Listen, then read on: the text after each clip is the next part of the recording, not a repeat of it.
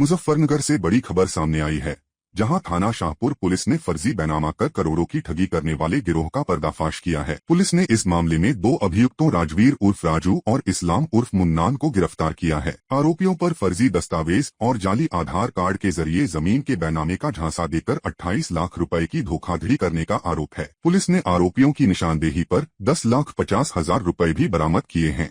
पूछताछ में खुलासा हुआ कि यह गिरोह फर्जी पहचान के जरिए जमीनों की खरीद फरोख्त करता था। पुलिस अब गिरोह के अन्य सदस्यों की तलाश में जुटी है।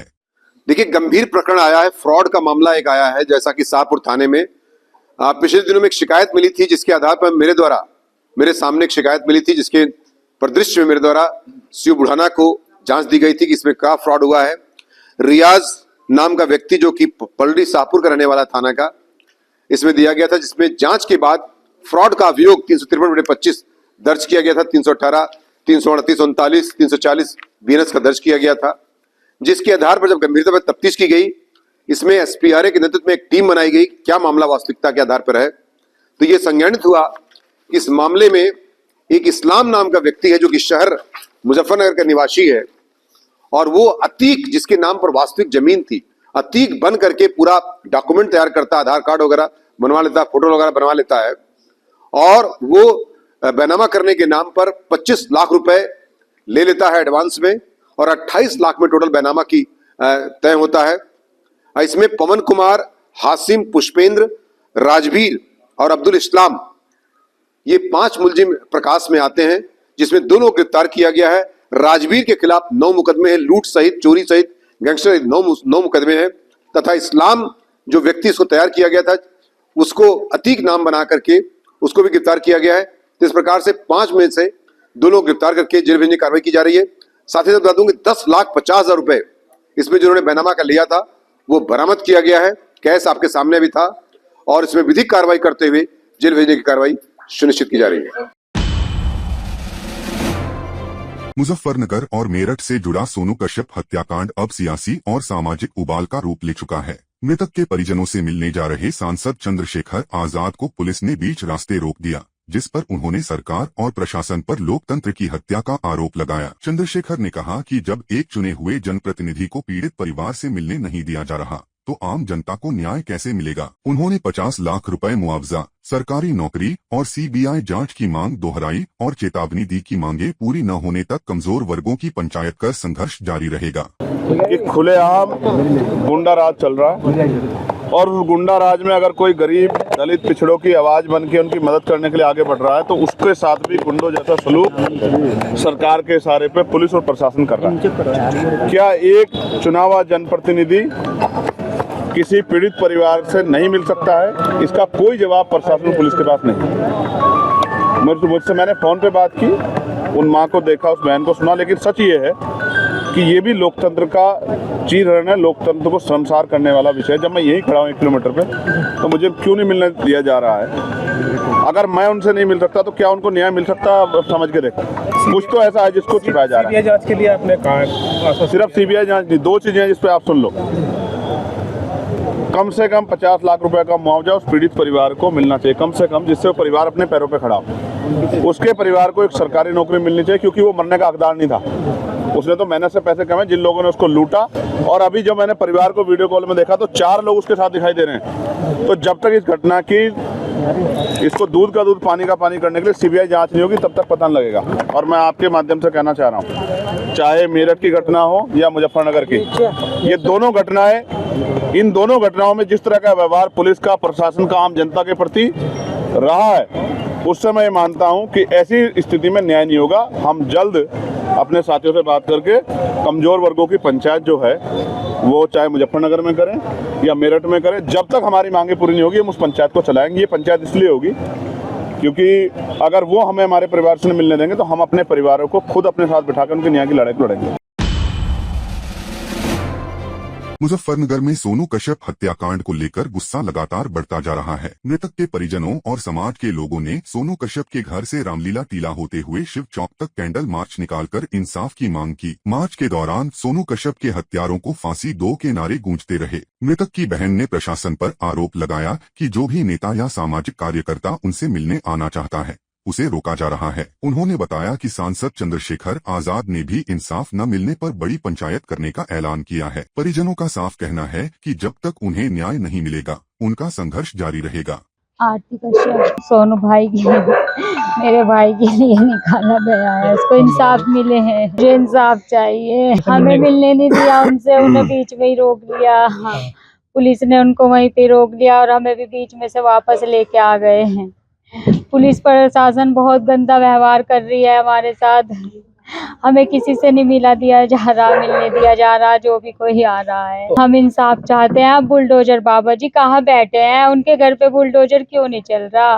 वे कातिल क्यों घूम रहे हैं खुले? उनको क्यों नहीं पकड़ा जा रहा है? जी उन्होंने बड़ी पंचायत करेंगे। वो बोले कि मैं तुमसे जब कभी भी मिलने आ सकता हूँ, मुझे कोई नहीं रोक सकती, कोई पुलिस नहीं, कोई प्रशासन नहीं। जब मेरा मन करेगा मैं तुमसे मिलने आऊंगा, उन्होंने मुझे कहा है। जी कैंडल मार्च उसमें निकाला है।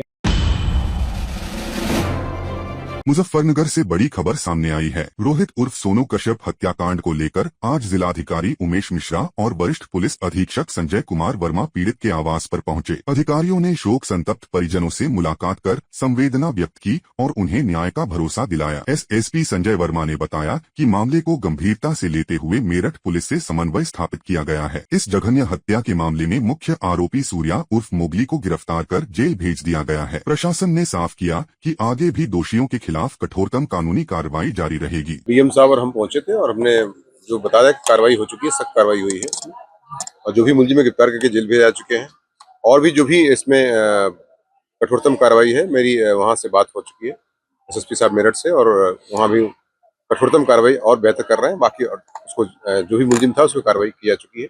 ये हम लोग बताने आए थे इनको, कोई इसलिए इस प्रकार की कोई और कोई ऐसा इशू नहीं है जो कि और भी इसमें कोई टिप्पणी की जा सकती नहीं। ये कोई बात नहीं है, ये एक क्राइम हुआ है, इसमें निश्चित तौर से सख्त कार्रवाई की जा रही है और निश्चित रूप से सुनिश्चित की जाएगी। उत्तर प्रदेश के जनपद मुजफ्फरनगर में बुधवार सुबह अग्निशमन विभाग का वार्षिक निरीक्षण किया गया। अग्निशमन अधिकारी अनुराग कुमार के नेतृत्व में हुए इस निरीक्षण में फायर ब्रिगेड की गाड़ियों, बैरक, स्टोर, मेस और कर्मचारियों की व्यवस्थाओं का बारीकी से जायजा लिया गया। निरीक्षण के दौरान सभी वाहन और उपकरण मानकों के अनुरूप व पूरी तरह कार्यशील पाए गए। साथ ही आगामी 26 जनवरी गणतंत्र दिवस परेड की तैयारियों की भी समीक्षा की गई। बैठक के दौरान कर्मचारियों को आग और धुएं की स्थिति में सुरक्षा उपायों तथा बीएस सेट के सही उपयोग की जानकारी दी गई। कुल मिलाकर विभाग की तैयारियां संतोषजनक पाई गईं और आपात परिस्थितियों से निपटने के लिए विभाग को पूरी तरह सक्षम बताया गया। हाँ, आज ये कार्यालय में निरीक्षण किया गया है। ये वार्षिक निरीक्षण किया जाता है जिसमें कि कुछ भी गतिविधियां होती हैं, गाड़ियों से लेकर के स्टाफ में जो भी अगर कमियां होती हैं उसको दूर किया जाता है। उसको देखा जाता है कि क्या क्या वहाँ पे व्यवस्थाएं हैं, व्यवस्थाओं को सुचारू रूप से चले, कहीं कुछ कमी ना हो।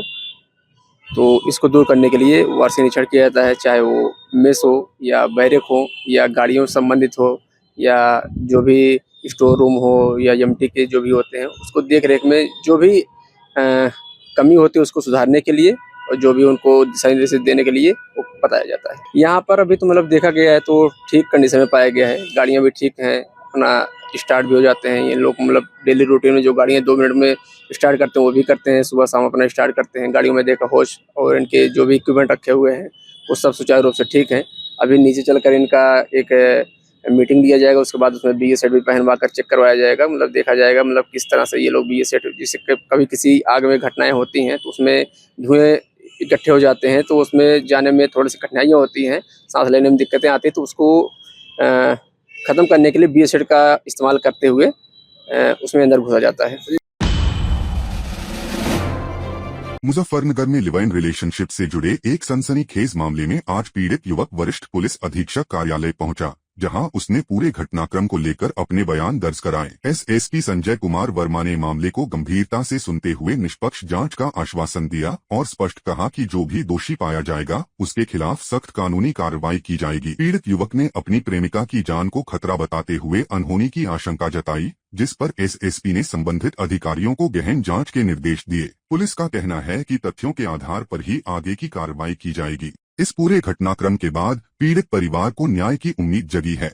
बंस त्यागी, गांव गिस्सुगढ़ा, थाना चरथावल, जिला मुजफ्फरनगर का। मैंने एप्लीकेशन दी थी भी एसएसपी ऑफिस में, एफएसपी ऑफिस में, तो उस पर आज कार्यवाही के लिए बुलाया गया था। बयान लिए गए अंदर और एसएसपी साहब ने आश्वासन दिया कि इस पर उचित कार्यवाही होगी जल्दी से जल्दी। ये मामला लिव इन में रह रहे थे और 4 तारीख को आपको बताया था सब विदुषी सैनी था और उसके घर वाले जो है माता, फूफा और मामा जी जो है उसे ज़बरदस्ती उठा के ले गए थे घर से और उसके बाद से उसका कोई अता पता नहीं है। हाँ जी, दोनों बालिग हैं। ये 4 तारीख की घटना है, 4 जनवरी से बरामद करके उसके सह सुरक्षित बयान लिए जाएँ, यही प्रार्थना में लिखा गया था। वही बयान है बस जो बताया था।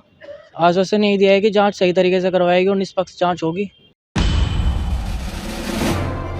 सहारनपुर से बड़ी खबर सामने आई है, जहां थाना सदर बाजार पुलिस और यूपी एसटीएफ की संयुक्त टीम ने जीएसटी चोरी के एक बड़े रैकेट का पर्दाफाश किया है। कार्रवाई में मोहम्मद शादाब और मोहम्मद आलम नाम के 2 शातिर अभियुक्तों को गिरफ्तार किया गया है। एएसपी मनोज यादव के अनुसार आरोपी बोगस फर्मों को रजिस्टर कर जाली दस्तावेजों के सहारे जीएसटी रिटर्न दाखिल करते थे और प्रति 1 करोड़ की फर्जी बिलिंग पर 1 लाख रुपए कमीशन वसूलते थे। नेटवर्क दिल्ली और गाजियाबाद तक फैला था, जिसका संचालन मोबाइल, लैपटॉप और व्हाट्सएप के जरिए किया जा रहा था। पुलिस अब अन्य संलिप्तों की तलाश में जुटी है। देखिए, थाना सदर बाजार पुलिस के द्वारा 2 अभियुक्तों को गिरफ्तार किया गया है। इसके संबंध में अवगत कराना है कि थाना सदर बाजार में मुकदमा संख्या 420/25 पंजीकृत करवाया गया था, जो कि वादी जिसमें थे परितोष कुमार मिश्रा जी हैं, आयुक्त सर राज्य कर अधिकारी हैं। इनके द्वारा जीएसटी चोरी के संबंध में मुकदमा पंजीकृत करवाया गया था। इसी के उपलक्ष्य में थाना सदर बाजार टीम और यूपी एसटीएफ की संयुक्त कार्रवाई के चलते हुए 2 इसमें वांछित अभियुक्तों को गिरफ्तार किया गया है। और जिनका गिरफ्तार किए गए जो 2 अभियुक्त, उनका नाम है मोहम्मद शादाब पुत्र भूरे खान निवासी शालीमार गार्डन गाज़ियाबाद, और दूसरा जो व्यक्ति है मोहम्मद आलम पुत्र मोहम्मद रफ़ीक, ये भी लोनी गाज़ियाबाद का निवासी। इन दोनों व्यक्तियों ने पूछताछ में बताया कि इन दोनों व्यक्तियों के द्वारा फर्जी जीएसटी फर्म बना के और फर्जी बिलिंग तैयार किया जाता था। इन फर्जी बिलों को ये बेचकर उसमें फिर फर्जी तरीके से जीएसटी इनपुट क्रेडिट का यूज़ करते हुए गवर्नमेंट का टैक्स जो है वो चोरी करते थे। इसके संबंध में जो कई थाना सदर बाजार में मुकदमे पंजीकृत हुए हैं और इस पे हाई लेवल की एसआईटी की जांच भी कर रही है। तो ये इन दोनों की गिरफ्तारी इस जीएसटी चोरी के मामले में एक बहुत बड़ी उपलब्धि पुलिस की तरफ से मिली है। यस, ये जो मैं कह रहा हूँ इसी बात पर करना, भारतीय सेना ने चेतावनी दी है कि अब हम पहले का समय नहीं है जब पंजाब में ये ड्रग्स भेज दिया करते थे, कश्मीर में ड्रोन भेज के ये आर्मामेंट्स ड्रॉप कर दिया करते थे। अब तैयार है, अब हम पूरा हमारा बॉर्डर एरिया जो कश्मीर से लेकर राजस्थान तक है, सब जगह पूरा कवर्ड है, इलेक्ट्रॉनिक मैग्नेटिक स्पेक्ट्रम से कवर्ड है, हर तरीके से कवर्ड है। अब समय दूर नहीं है जब उनका हम पहले डिस्ट्रॉय कर सकें, और आगे कदम बढ़ाएगा तो भारत अवश्य ही उचित कदम लेगा, जिसकी चेतावनी हमारे आर्मी चीफ ने भली बात सबके सामने उनको दे दी है कि हमारा जो है अभी ऑप सिंदूर खत्म नहीं हुआ। इस तरह की गतिविधियों में अगर पाकिस्तान शामिल रहेगा तब इसका नतीजा पाकिस्तान को ही भुगतना पड़ेगा। कांग्रेस पार्टी और चीन का संबंध, कांग्रेस पार्टी और पाकिस्तान का संबंध, कांग्रेस पार्टी और देश विरोधी शक्तियों का संबंध, ये जग जाहिर है। इसलिए कल एक बार फिर से कांग्रेस के नेता राहुल गांधी ने चीन की प्रशंसा करके अपने और चीन के बीच के संबंधों को उजागर किया है। जो आदमी चीन की सत्ताधारी पक्ष से डोनेशन लेता हो, उससे और क्या अपेक्षा कर सकते हैं। और दुनिया, देश की जनता सब जानती है राहुल गांधी कितने देश हित की बात करते हैं और कितने देशद्रोह की बात करते हैं, और इसके लिए लोगों ने उन्हें उनके स्थान पर बिठाया है। मोदी जी राष्ट्रभक्त हैं, देशभक्त हैं, और इसके लिए देश की जनता मोदी के साथ है। बांग्लादेश जो कभी भारत का हिस्सा था, जहाँ पर हिंदुओं की संख्या अधिक थी, देश विभाजित होने के बाद वहाँ के हिंदुओं को प्रताड़ित किया, उन्हें धर्मांतरण करके बदला गया, उन्हें सताया गया। आज उनकी संख्या नगण्य है, और आज जिस प्रकार से बांग्लादेश पर हिंदुओं पर हमला हो रहा है, मंदिर फूके जा रहे हैं, देवी देवताओं की मूर्तियों का विखंडन किया जा रहा है, बहनों के साथ में बलात्कार किए जा रहे हैं, परिवार की हत्या की जा रही है। अभी 8 लोगों की हत्या का ताज़ा उदाहरण आपके सामने आया है। मैं इस घटना की निंदा करता हूं, सरकार से हिंदुओं की सुरक्षा की मांग करता हूं, और मुंबई में मतदान है, मतदान करते समय हमारे साथ इस प्रकार की घटना न घटे, इसके लिए ऐसे व्यक्ति को मतदान करें जिसमें हिंदू सुरक्षित हो, हिंदुस्तान सुरक्षित हो। इसलिए जो हिंदू हित की बात करे, हमें उनका साथ देना चाहिए, ऐसे में विनती करता हूं।